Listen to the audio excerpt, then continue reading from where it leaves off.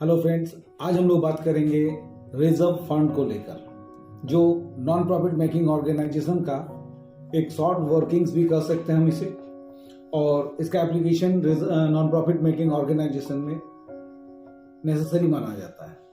Fund चाहे किसी भी तरह का हो, इसे हम लोग लाइबिलिटी समझते हैं और इसे बैलेंस शीट के लाइबिलिटी साइड में दिखाया करते हैं, चाहे वो जनरल रिजर्व फंड हो, चाहे वो स्पोर्ट्स फंड हो, टूर्नामेंट फंड हो, कुछ भी। क्वेश्चन के रूप में मान लेते हैं कि आपको जो रिसिप्ट एंड पेमेंट अकाउंट दिया गया है, उसके रिसिप्ट साइड में रिजर्व फंड है। डेफिनेटली आप उसे बैलेंस शीट के लायबिलिटी साइड में ही दिखाओगे।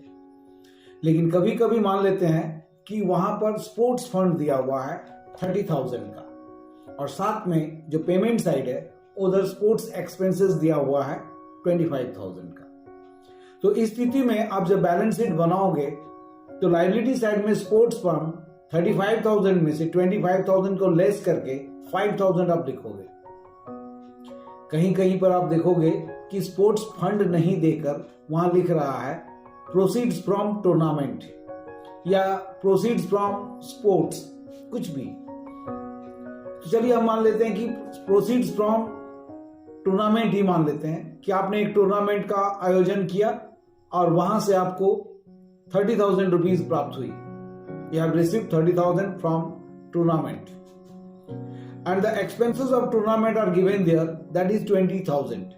In that situation, इन दोनों को tournament proceeds from tournament and tournament expenses, इन दोनों को हम लोग इनकम एंड एक्सपेंडिचर अकाउंट में दिखाएंगे। इनकम एंड एक्सपेंडिचर अकाउंट का जो एक्सपेंडिचर साइड है, इधर हम लोग लिख देंगे टूर्नामेंट एक्सपेंसेस, जो भी अमाउंट दी हुई है, और इस साइड में यानी आपका इनकम साइड में प्रोसीड्स फ्रॉम टूर्नामेंट को दिखाएंगे, जो भी आपको प्रोसीड्स हुए। लेकिन अगर मान लेते हैं कि क्वेश्चन में टूर्नामेंट फंड दिया हुआ 30,000 और टूर्नामेंट एक्सपेंसेस दिया हुआ 25,000, जब फंड नाम से जिक्र किया हुआ है तो आपको बैलेंस शीट में लायबिलिटी साइड में जाना होगा और टूर्नामेंट फंड से टूर्नामेंट एक्सपेंसेस को माइनस करके लिखना होगा।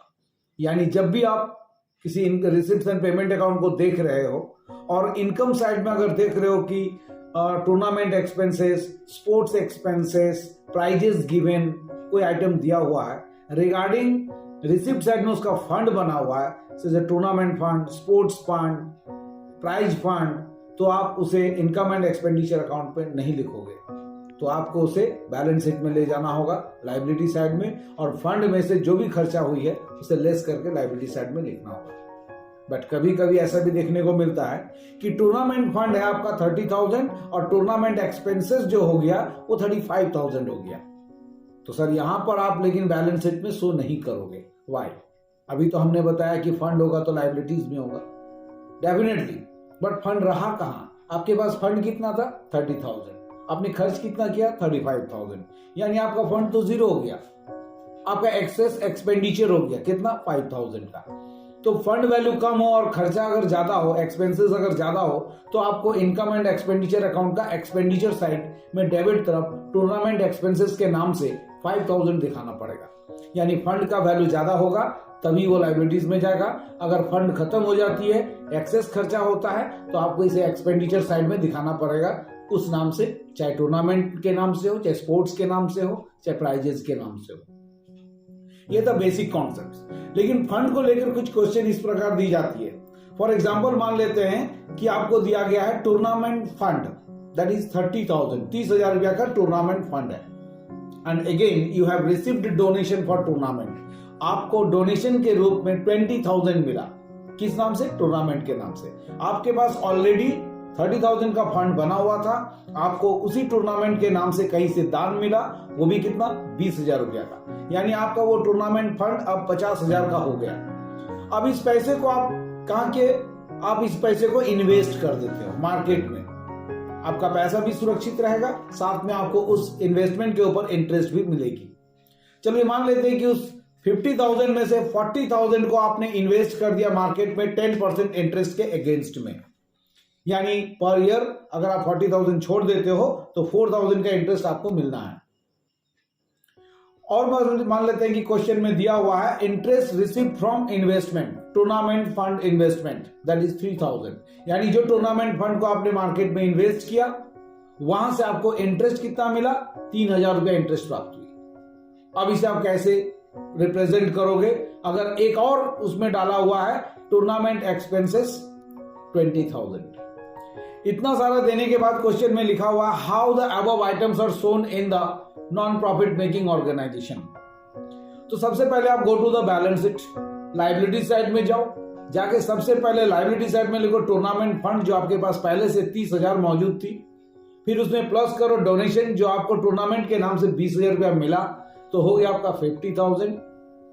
और उस 50,000 में से आपने 40,000 मार्केट में इन्वेस्ट कर दिया 10% इंटरेस्ट के अगेंस्ट में, तो उसे एसेट साइड में जाकर लिखो 10% टूर्नामेंट फंड इन्वेस्टमेंट 40,000। अगर आप साल भर छोड़े हुए हो तो आपको ब्याज मिलना चाहिए 4,000, but you have received here just 3,000। तो उस 3,000 को आपको लायबिलिटी साइड में ऐड कर लेना होगा उस 50,000 के साथ interest on tournament fund investment, यानी आपका वो 50,000 अब हो गया 53,000 because you have received 3,000 as interest from investment. But remember it, you have invested 40,000 against 10%. So your interest will be for the 1 year 4,000. Out of that you have received just 3,000. यानी 1,000 accrued interest. Accrued interest का मतलब हो गया ये आप earn कर चुके हो बट आपको अभी तक प्राप्त नहीं हुई। इस 1,000 को आप क्या करोगे? इसे आप दोनों साइड दिखाओगे, लायबिलिटी साइड में भी because you have already earned.